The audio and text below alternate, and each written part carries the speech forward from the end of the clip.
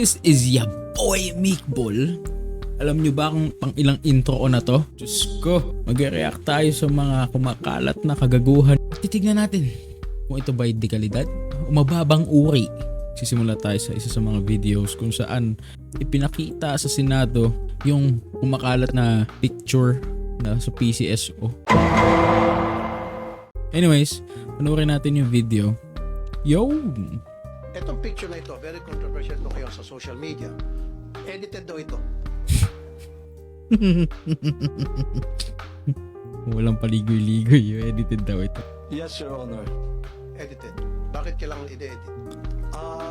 We have to protect the identity of the winner. Searching Google in Microsoft Bing. Ang ina, hindi ko pa mo nalalaki. Natatawa na ako eh. Ayun no, para sa yung paper doll. Yung pinatong mo lang yung muka. Putang ina, meron pang itim-itim dito eh oh. Ang akin naman, kung gusto nilang pikein to, ba't hindi na sila kumuha ng tunay na tao tapos bayaran na lang nila? Diba? Di naman kasi ganun katanga ang Pilipino. Meron at meron isa dyan makakapansin. Ang sitwasyon to, sobrang dami na nakapansin eh. Totoo lang, mas mukha pa siyang edited kaysa doon sa kabila. Pero kudos doon sa mga naghirap pa, within 50 seconds na gawa nila. Mukhang sa MS Paint pa ata ito ginawa. Kung gusto nyo mandaya, bibigyan ko kayo ng pro tip ha. Ba't hindi na lang kayo kumuha ng tao? And then, sabihin ninyo, oh, magpo-photoshoot tayo at bigyan kita 1,000. Tapos bigyan, blur nyo na lang yung muka. Kasi, for the past couple of years, nakikita ako na yung mga pictures na ganito eh. Yung mga nananalo. Ang ginagawa lang nila is, tinatakpan lang yung mata. Oh, ayan oh. Example. Ganyan. Mas madali na lang mag-blur ng mukha ng tao kaysa papatungan ng kung ano-ano mga gamit eh. Tingnan natin kung ano yung rason kung ba't nila pinatungan ng ganyan talaga.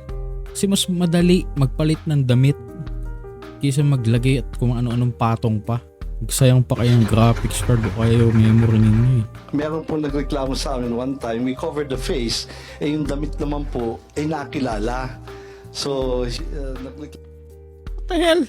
O sige, given na nakilala na yung itsura ng damit. Kapitbahay ninyo, nakita nyo sa lumabas na gano'n na itsura yung damit. Pero napaka-imposible naman kung ang kulay lang ng damit ni kuya o ni ate siguro naka-blue. So kapitbahay nila, ay ikaw yung nanalo ng loto no, kulay blue kasi yung damit mo eh. Ang tanga. Diyos ko, napaghahalataan kayo eh. GG ka Lods. reklamo siya, sana naman daw po, wag ipakita naman po yung damit. So, yan po ang reason niyan, and I agree, it's a very poor editing, pero the objective is to conceal the clothing na ma-identify sa kanya. So, ibig sabihin, Okay, inadmit niya. So for me again, for me, hindi ko naman sinasabi na pro tip na naman ito. Tsaka kung magsisinungaling ka kasi, napansin ko sa mostly ng mga tao, is lalagyan nila ng konting katotohanan. Tapos the rest kasi nungalingan na para magmukhang totoo. so inamin nyo, inedit to, pinalitan yung clothing. Opo. Bakit kinakailangan palitan ang clothing? Again, part po yan ng pag-conceal kasi na-identify po yung damit. For example, kung at that day, yung mga kapitbahay po Oh, di ba? uy, yun yung suot niya, ganyan. Or kung nakapag-selfie siya, meron yung pong nagreklamo sa amin, favorite clothes daw kasi, kaya nalaman siya. So, sinabi ko to eh. Diyos ko. Your Honor, it's if there is something to apologize, it's the poor editing. But I think it has served its purpose of concealing the identity, Your Honor. So, at least inamin nyo, ayan, marami kasi mga nagtatanong, nagsabi, purang pagka-edit. I'm So, sorry. inamin nyo, Puro na rin ang sambayan ng Pilipino. Diyos ko, corruption ng pota. We're not very good at editing the clothes. pero yung tao hindi edited. Hindi po, totoo po. Tunay na tao to. Tunay na tao po yan. Okay, so kaya sabi ko mamaya sa executive session, gusto ko malaman niya, identity na itong taon to, pati yung nanalo sa 690 million. Actually, Make sure ang na lahat talaga po tama. on record yan, kung isusumpinan niyo po, we can provide the names. No, sa executive session, pwede naman siguro yan. Am I right, Senator Coco? Ooh, Rapi Tupog doing God's work.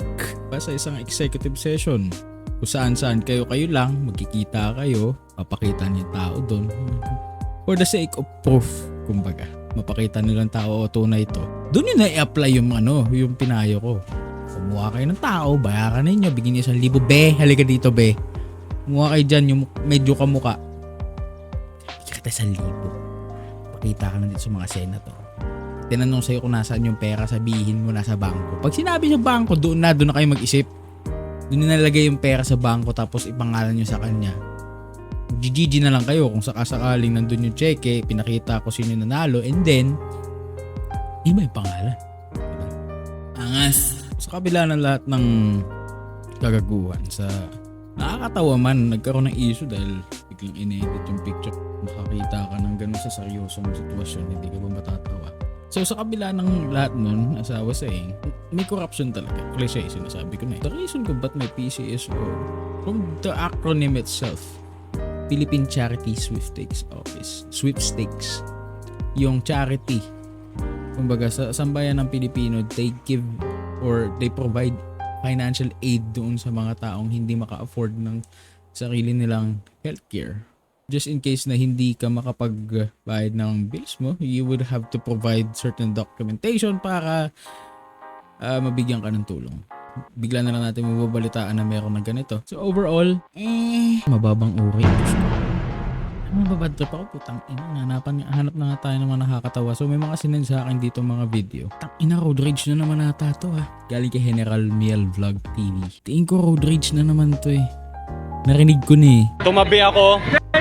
Wala akong kasalanan. Ayan, lusot na lusot ako guys ha. Wala akong kasalanan dito. At meron pang nadalin dalawang motor. Okay naman yung isang motor pero wala talaga akong kasalanan dito. Nakita naman yung nakatabing-tabi na ako. Ayan. Aminado naman si kuya. Aminado ka naman kuya na ano, na wala akong kasalanan, di ba? Bukas naman talaga nakita. Nakailang wala akong kasalanan si kuya. Ayun naman no? Wala akong kasalanan dito. Walang may gusto. Hindi ko alam kung anong gagawin namin dito. Ang laki ng tama. Wala naman siya kasalanan. Pang ilan na yun? Laki. Wala akong kasalanan. Aminado Dalawa naman si lang. kuya. At ako yung nakatabi. Pang-apat na atang walang kasalanan si kuya. Kuya, wala akong kasalanan kuya. Paano nga? Sino magpapagawa Hindi ko Oh, hindi ako. Wala akong kasalanan eh. alam. Nakatabi ako. Wala akong kasalanan dyan. Aminado naman siya na hindi ko kasalanan. No? Sa buong 3 minutes ata ng video na to, wala lang talaga siyang kasalanan eh. Nakatabi ako, wala akong kasalanan dyan. Ayan o. Hindi namin kasalanan. Hindi ko kasalanan. Wala akong kasalanan dyan. Uy! Sino to? Kamukha ng ating... Oops. Nakita ko to ata, nagdumalo pa ng Coldplay eh. Aminado naman siya na ano. Nakailang wala akong kasalanan. Ayun ang gagawin natin dyan kuya. Kung mga gas-gas lang sana, okay lang. Kaya lang, hindi gas-gas yan. No? Oo, alam naman namin nakita. Sugat na yan. Parang nasa court case yan eh. Wala daw siya kasalanan. Mababang uri. Next video is galing kay Gabriel Africa's Post. Galing na naman sa mga bastos sa internet. Parang alam ko, ano ito nagpo-push up?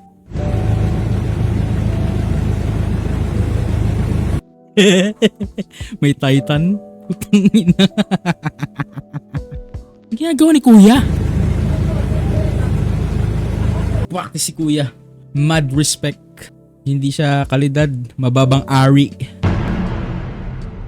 Next. Question of the day. Facebook user Daisy Borja shared a post in which she appears to have shut down an applicant's question regarding the wage range. In the caption, Borja clarified, nakita ko na to eh. But anyways, I'll give my insight. That candidates should be ready rather than inquiring about the application process, requisites, and compensation range. Borja's post started a discussion about fundamental application etiquette and ethics. What do you think about this? So, apparently, sabi nung nag-hire is pasend po documents nyo, resume, CV, NBI clearance, policy clearance. Magkano po salary? Ma'am, wala pa pang isi-send na documents at requirements, sahod na agad itatanong mo. Kapag ganyan sistema ng utak mo, sigurado di ka magtatagal sa lahat ng ina-applyan mo. Salamat po sir. Lalaki siya. I'm no longer interested in our conversation. Dahil so sabi niya sa post niya is maangas na kung maangas yan ang ninang mo. Sa mga mag-a-apply po, huwag mo akong tanungin how to apply, ano requirements at magkano sahod. Red flag na kaagad sa akin yan. Kapag mag-a-apply ka ng trabaho, handa dapat ang CV, resume, NBI clearance, police clearance mo. Mga basic documents na hindi mo na kailangan magtanong ano kailangan dahil para-parehas lang naman yan. Huwag mo akong gawing tropa sa pagtatanong. Tandaan mo, direct hiring ito. Kahit madaming akong empleyado, gusto ako pabraso ng mga aplikante ko. Don't waste our time dahil mahalaga po ang bawat oras nating lahat. Expect nyo na stricto po, prangka, akong boss. Di pocket pala biro ako sa wall, makaka-level na tayo. Boss is a boss, ako pa din ang magpapasahod sa iyo. Kahit magkano pa pag-usapan natin, kailangan ko salain ang bawat tao. Dahil sa akin, manggagaling ang pinapasahod ng kumpanya ko. Alam ko, this post is not good para i-public pa, pero may matututunan po kayo kahit papano. Huwag kayong masanay na isusubo sa bawat detalye kung gusto mo i-hire ka ng isang company. Pagtrabahuhan mo, pag sumikapan mo, kailangan ma-impress mo ang magiging boss mo. Sa akin man o ibang company pa yan, lahat sinasala nilang qualified applicant dahil at kinat na nga. So, obviously, nagtatanong naman si Sir kung magkano lang naman ang salary. Pikon si ate kasi wala ka pa man nga sa trabaho, nagtatanong ka pa ng syempre, ate, kailangan alam namin kung magkano sasahurin namin kasi hindi naman lahat kami pare-parehas na experience at hindi pare-parehas ng qualification. Sabihin natin isang empleyado na marunong mag-computer at may isang empleyadong hindi. So itong marunong mag-computer, assigned siya para gumawa ng mga reports na hindi kayang gawin ng isa. So, papayag ba yung lalaki na well-equipped mag-computer na sumabak sa trabaho kung kaparehas niya yung isa na iba ang ginagawa at mas madali kaysa sa kanya? Of course. Come to think of it, nakakababa palang moral. Ayun, kaparehas lang kami na sinasahod nung taong mas mahirap yung ginagawa. Anong opinion niyo? Kung naghahanap ka ng mga tao, you are in need. Kailangan mo talaga magbigay pansin doon sa mga tao nag-i-inquire sa'yo. Hindi mo nagustuhan yung the way na sumagot sila sa interview mo. Sinong tanggapin? You don't need to post it. You don't need to be a bitch about it. It's my take. Nakakapikon yung mga content ngayon na. Diyos ko. So overall, basura. Hanap tayo ng mga memes. Di ako si Jeffrey. Galing kay kaibigan ko to, Paulo Bautista's post. Nalilinggan! Ako at ang Diyos ay iisa! Ba't naka-brief si kuya? Hindi ako si Jeffrey! So overall, kalidad. So may sinad sa atin dito, Justifying Road Rage, TV interview of Mang Boy's Fairview. Mukhang alam ko na kung saan to papapunta eh. Diyos ko, ba't bigla nag-route? Kamukha na si Vin Diesel na mukhang Wally Bayola. Kayam ng News 5 ang motorista. Dumipensa siya bagamat giniit niyang wala siyang pinagsisihan.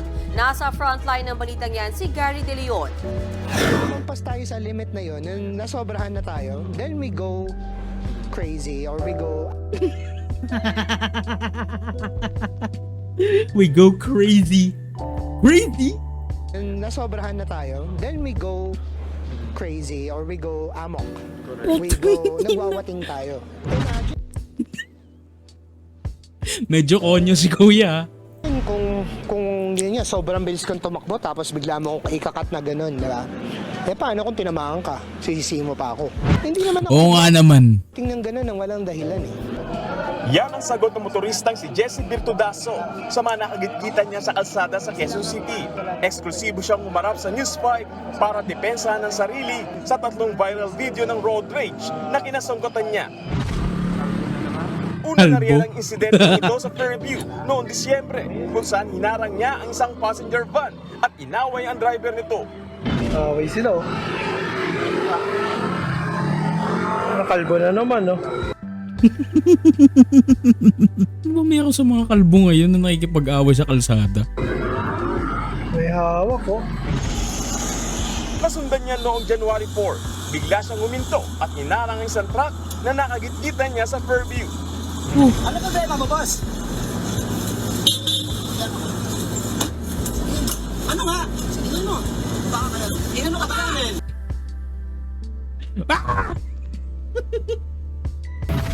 At ang pinakahuli nitong January 12 sa Fairview Deep. Mabilis yung takbo ko. Kinomprontan niya ang driver ng isang kotse Casually walks away. Parang NPC to na nag-aamok na lang bigla-bigla eh.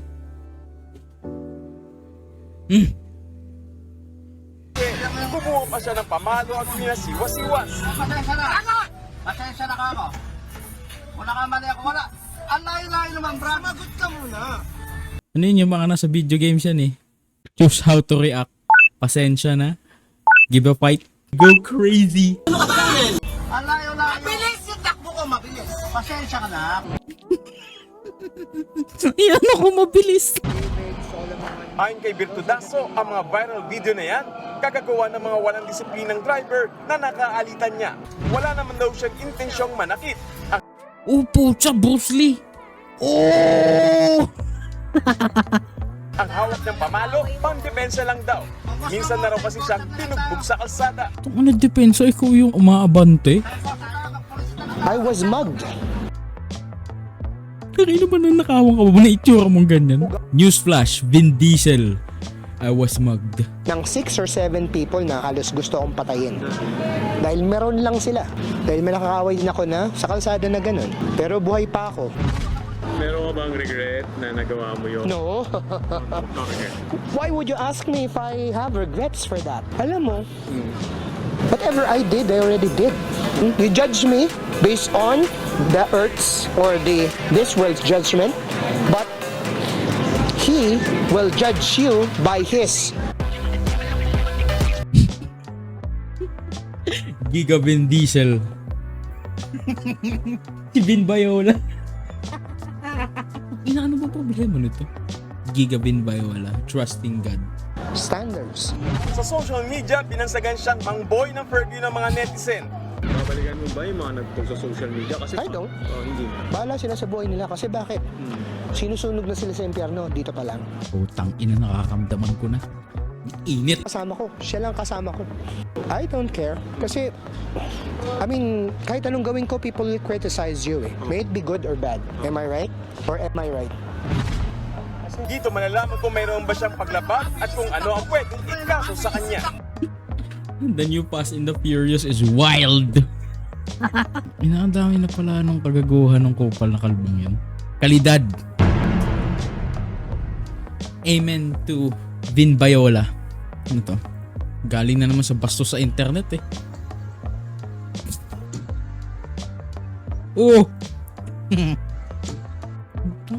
Sinapak yung pinto ang puta. Basura. So GG sa inyo mga lods, mga hunghang. Once again, this is ya boy. Mag-upload ako ng mga YouTube videos from every now and then. Kung gusto niyo ako mapanood, mag-subscribe kayo kasi ayoko na rin pumasok sa trabaho.